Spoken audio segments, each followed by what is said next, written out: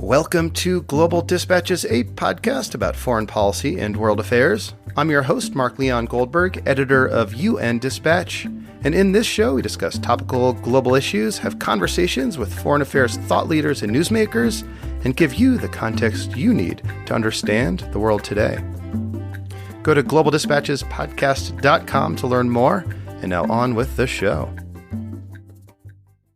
Today's episode is the second installment of my new series, UN Correspondent Chat, in which, as the name suggests, I have a wide-ranging conversation with an in-house reporter at the United Nations headquarters about what's buzzing in Turtle Bay.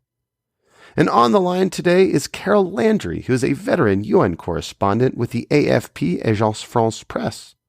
We float between topics that's been driving the conversation at the UN in recent weeks, including how Brexit will impact diplomacy at the UN, some of the latest geopolitical intrigue from the Security Council, the ongoing Commission on the Status of Women conference, and how the Secretary General has lived up to his pledge to have greater gender parity among senior staff at the UN.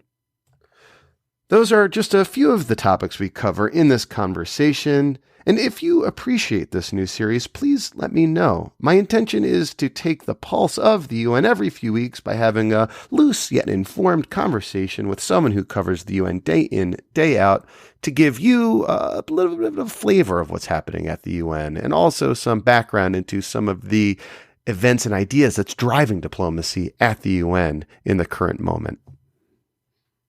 As always, you can use the contact button on globaldispatchespodcast.com to get in touch with me. If you have suggestions of people I should interview or topics I should cover, let me know. Oh, also, I got a new order of stickers, of Global Dispatches podcast stickers. If you'd like me to send you one, if you're a regular and loyal listener and want to show it off, let me know. Just send me an email and I'll put one in the mail and send it to you. Happy to do so. All right, now here is my conversation with Carole Landry of AFP. So we were meant to speak yesterday, but you had to file a sudden report on India-Pakistan. What did you write about? What's happening? Well, what happened is that France, Britain, and the United States went to a sanctions committee on Al-Qaeda and the Islamic State at the UN and asked that a Pakistan-based group, Jaish-e Mohammed, which is actually the group that claimed responsibility for that terrible attack in Kashmir last month that killed 40 Indian troops, they wanted to blacklist the leader of GEM, as it's known. Now, China blocked it. Well, actually, China asked for a hold, which in UN parlance means it wants more time to look at it.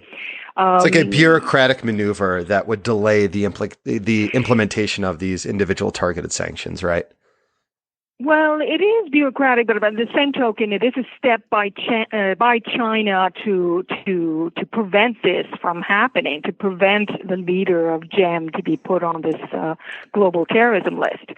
So the Americans, the French, and the British clearly are unhappy because this is the fourth time that the Security Council has looked at blacklisting Masood Azhar. And so there's some discussion about trying to get around the Chinese by actually going to the Security Council with a resolution that would designate Azhar as a terrorist. Now, of course, the Chinese have a veto at the Security Council, so they could block it there.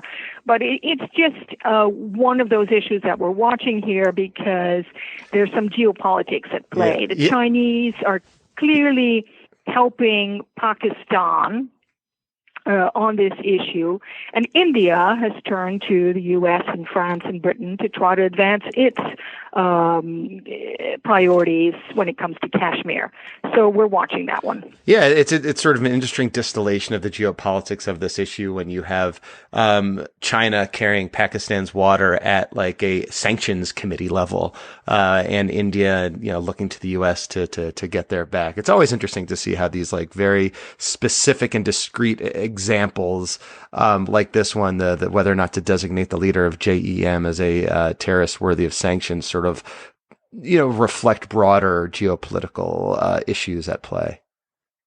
Yes, absolutely, because it's about influence, about being able to help out countries as a big power at the UN. China, the US, France, Britain, Russia, they all do it.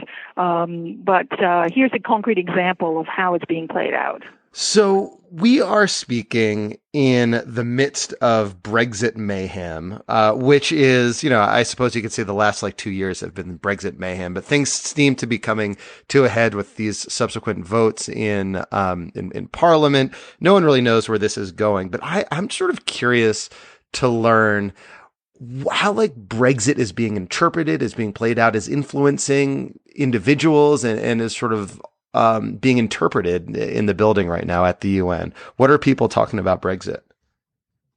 Well, Mark, clearly March 29th is going to be, or is shaping up to be, a political earthquake in Europe, and you can't really underestimate the ripple effects at the UN here. Now, the British diplomats, when you ask them what will be the impact of Brexit on their work here, their answer is that the UN is going to become even more important to Britain because it will be the main international venue. It will be the main showcase for British global power. And there's been a lot of messaging around this. Now, Britain has a veto at the Security Council. It's a big, big aid donor, and that won't change on March 29th. But there are a lot of questions around Brexit.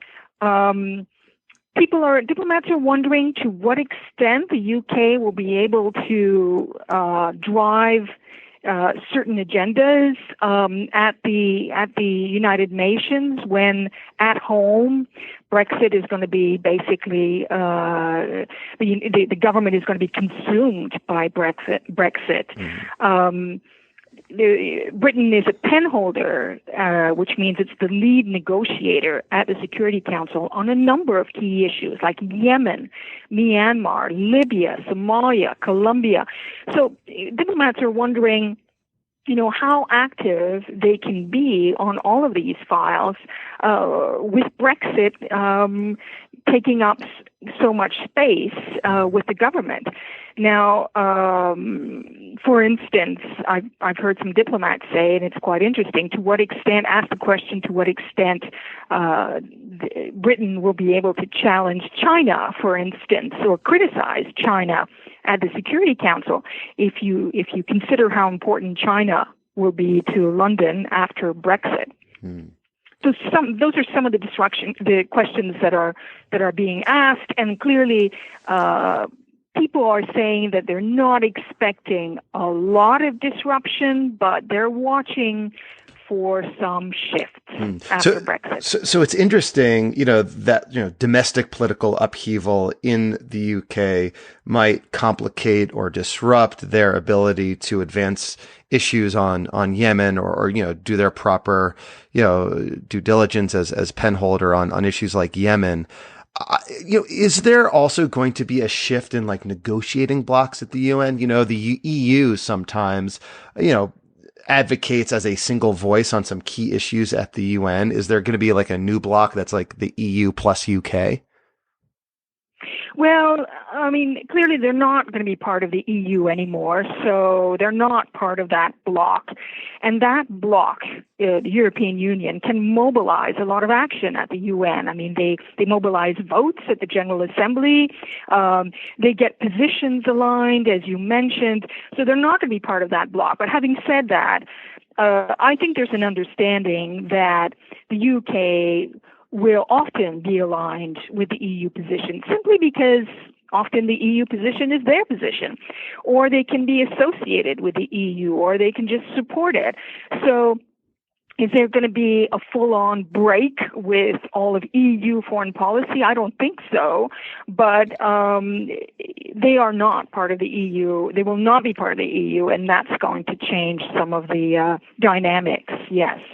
I also have to imagine that the individual diplomats from the UK mission are all, probably, pro-Europe and are, see the advantage in remaining in the EU. Yet, as civil servants, they're sort of expected to, carry out whatever policy is given to them from on high. And I just have to imagine there's like a lot of grumbling among the diplomatic staff right now. Well, I'm not sure I can confirm the grumbling. I think that, as you mentioned, this has been going on for a while. And you have a lot of top-notch diplomats at the British mission who understand that this is the reality and you need to deal with it. So they're very adamant about continuing to show that Britain is an important power at the United Nations. It is an important power at the United Nations. It has a veto. It's a big aid donor. That won't change on March 29th. And I think that what we're hearing from the British mission is that they will be even more determined to show that Britain has not been diminished at all by Brexit. Okay. So that's interesting. So we'll have to see where things stand after March 29th, which is the day of Brexit, so far at least, unless they somehow get an extension or delay. You never know where these things will shake out. Yep, we'll see. So ongoing at the UN, it launched this week, is this year's Commission on the Status of Women. This is an annual gathering that is meant to update and inform and reflect, the UN and the whole international systems. There's a big sort of civil society component as well, on, gender equality, women's rights, reproductive health, and all sorts of, associated issues and ideas. This is not sort of happening under the auspices of the Security Council. Obviously, it's happening in other parts of the UN. What can you tell me about, how, CSW, an annual event, a big event, sort of shapes things inside the building? Well, Mark, as you know, CSW is the largest gathering at the UN after the General Assembly high-level debate in September. So it's a major, major event on the UN calendar. There's about 9,000 delegates from civil society that come to New York to discuss the wide range of issues pertaining to gender equality. Now, I wanted to touch with you, Mark, the issue of just gender equality at the UN, which has been an interesting, there has been an interesting development on that front. So I have a question for you. Mm-hmm. What percentage of senior positions at the UN were held by women when Antonio Guterres became Secretary General in 2017? Take a guess. Okay, what percentage? So I know the current percentage. I don't know the previous percentage. So the previous percentage before Antonio Guterres, who came into office pledging full gender equality at senior management positions before he came, I'm going to say like 20%. 25%. 25%. Okay. Yeah. And now I'll let you hit the punchline. What is it now? Well, they say, Antonio Guterres says that they have reached gender parity among senior management at the UN. Now, things are changing. I remember I've been at the UN for almost 5 years now, and I remember standing at the press stakeout, which is that area just outside of the Security Council chamber, and watching, a special envoy go into the Security Council chamber with a team of advisors. So you're, a special envoy for conflict, for either conflict X. And you'd see the envoy walk in with a team of advisors or 6 or 7 people, and they were all men. So you couldn't help but ask yourself the question, what is wrong with this picture? The entire senior team in charge of peacemaking efforts for the UN in a given country are all men. So that has changed tremendously. There's been some really important appointments at the UN over the last year, starting with Rosemary DiCarlo, who's the head of political affairs. Now, she's former American considered diplomat. Like this. Exactly. Yeah. She's And like the she's considered Secretary like of the UN. State, right, of the UN. Yeah, she's the UN's foreign minister, exactly. Of major importance, this position. Now, the number two at the UN after Antonio Guterres is Amina Mohammed. She's driving the development agenda at the UN, which involves lots of donor money and setting priorities for development with the Sustainable Development Goals. She's been on the podcast before. She's a powerhouse. I remember I interviewed her just sort of deep in the process of setting up the Sustainable Development Goals. And, if there is one individual that's sort of most responsible for the SDGs, it might be her, just as from her perch as the individual who was like in charge of like steering the process, and the UN process dictates outcomes often. And she was like the general in charge of that. So she's deputy secretary, but she was the second female deputy secretary after Asha Rose Magiro, who served in Ban Ki-moon's first term. But these two women who are there now, Rosemary DiCarlo, very high profile. So Antonio Guterres likes to say that he's a proud feminist, but I think he clearly understands the value of having women on board on all these issues. But you do have to go back to the race in 2016 for the next Secretary General to point out that there was some disappointment that a woman was not chosen to be Secretary General. There's been nine. Guterres became the ninth Secretary General. There's been 9 men in that position, and during that campaign, I think that Guterres was sensitive to the fact that there was this disappointment that a woman was not chosen to be Secretary General, and he acknowledged that and pledged to make progress on gender equality. So there was being the good politician that he is, he did make that pledge, but it also makes sense for so many reasons, because it's 2019 to have more women on board. So let me ask you this then. So for the first time now, we have full gender parity at senior management at the United Nations. Could you identify any distinct outcomes, whether it's, policy or just sort of a different approach to process or other implications of the fact that there are now, half female senior management leadership as before? Like what could you identify as resulting from that fact? Well, on the issue of conflict resolution, there's a lot more discussion about including women in negotiations, in peace talks. There are many studies that have shown that if you have women at the table in peace negotiations, that these deals, that these agreements that are reached to end wars are more durable, more sustainable. So on Syria, on Yemen, in many areas, there's a push to have more women. Now, again, we don't see, I haven't seen women in leading positions when it comes to peace negotiations, but there is a sensitivity to that aspect. Also on issues of sexual violence in conflict, that is being discussed much more broadly now. In South Sudan, it's outrageous what is going on. In a lot of the reports that are coming out of the Secretariat and out of the panel of experts for various conflict situations, you will have descriptions of mass rape going on in villages. These are issues that are much more are brought to the forefront.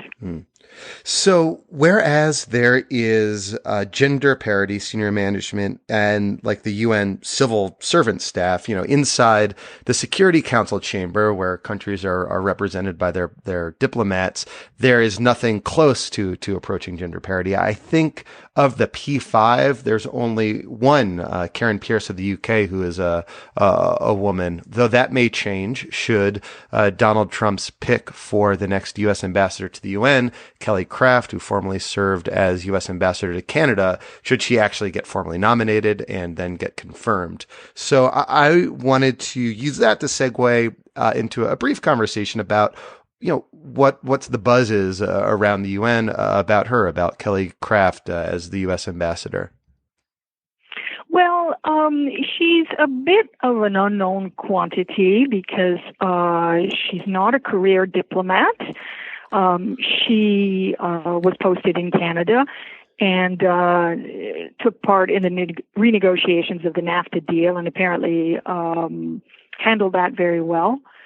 So there's a bit of a question mark about what she'll be doing in her new capacity as ambassador. Now, with her nomination, there was a lot of discussion about the fact that her husband is involved in the coal industry, that he made a fortune in that area. And coal, of course, links up to the whole issue of climate change. Climate change is a huge issue at the UN. Secretary General Guterres is going to be holding a summit in September to follow up on the Paris Agreement. And we know that the U.S. has backed out of, has announced that it wants to back out of the Paris Agreement on climate change. So all of these factors are going to come together. It'll be interesting to see how she navigates that one. Yeah, so it's funny you mentioned she's an unknown, sort of relatively unknown. I don't know so much about her. I'm trying to do like a podcast episode around her, interviewing a Canadian journalist who sort of watched her and sort of knows her a bit more through her role as U.S. ambassador to Canada, and what that might suggest about how she would approach issues at the UN. But I'm having such a hard time getting in touch with a Canadian journalist because of this upheaval in Ottawa right now with Trudeau and their sort of their own sort of domestic political scandal. I had it like we were all lined up to talk, and then it's just sort of crickets from every Canadian political journalist so far. They're totally consumed with the SNC Lavalin scandal that's going on. So meanwhile, at the Security Council, do you want to talk about North Korea a little bit? Yes, well, today, Mark, Stephen Biegun, who's the U.S. Special Envoy on North Korea, is meeting privately with Security Council ambassadors to talk about the Hanoi summit. Mm-hmm. And it's interesting that, he's taken the time to meet with the Security Council. It's a reminder that the Security Council and the sanctions that were adopted, imposed on North Korea are just vital to the U.S. policy on North Korea. Yeah, they're like what gives teeth to this U.S. policy are these international sanctions, not just bilateral U.S. sanctions, but this entire Yeah, I mean, it's really tightened the noose around Kim Jong-un. The U.S. and the Europeans could not do it alone. They need China and Russia and, by extension, Asian neighbors on board to keep the pressure on Kim Jong-un to give up his weapons programs. So there will be this meeting informally where probably, again, the United States is going to make the case for keeping tough sanctions in place against North Korea and to keep up the pressure. And meanwhile, Steve Biegun, the U.S. North Korea negotiator, his appearance at the Security Council comes not long after the Security Council sort of panel of experts on North Korea sanctions issued its report detailing the sorts of shenanigans and the hoops and other machinations that the North Korean regime does to sort of evade these sanctions, right?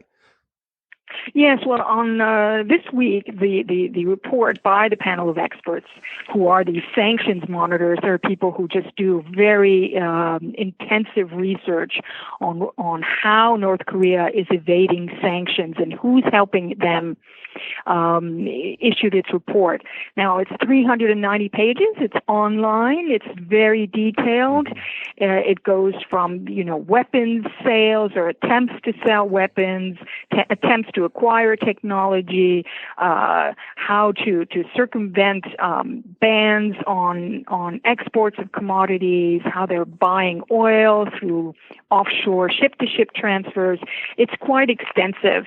There's also even a section on the luxury cars that Kim Jong-un has purchased, including a Rolls-Royce that was recently that recently appeared when Secretary of State Mike Pompeo went to Pyongyang. And there's a ban under UN Security Council resolutions on sales of luxury goods to North Korea. So clearly they're able to punch holes in all of these sanction restrictions. The North Koreans have been quite adept.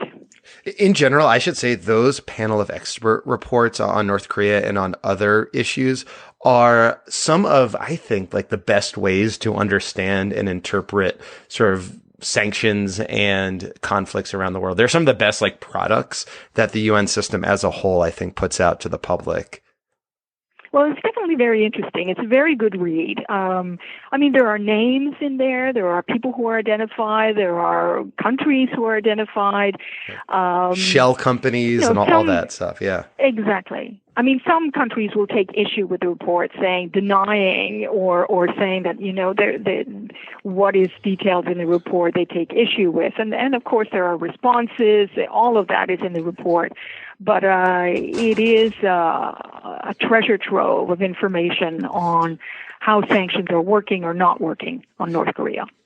Well, Carole, we're about out of time. It is, we're speaking on Thursday. You file so frequently, almost every day. What do you think your next story will be? Well, I'm definitely going to be watching this North Korea meeting today and see, what might come out of that, what the Americans are telling the rest of the Security Council after the Hanoi summit, which was, as we all know, inconclusive, and what the next steps might be on North Korea, because it's not clear how to convince Pyongyang to give up its weapons programs. What needs to happen now? All right. Well, thank you so much for your time. Thank you for having me, Mark. This was great. I love these conversations. All right. Thank you all for listening. Thank you to Carole. That was great. And yeah, as I said, let me know if you like this series. As I said, my intention is to do these every few weeks, probably a little less than once per month, maybe every 6 weeks or so to, again, kind of take the pulse at the UN. All right. I will see you next time. Bye.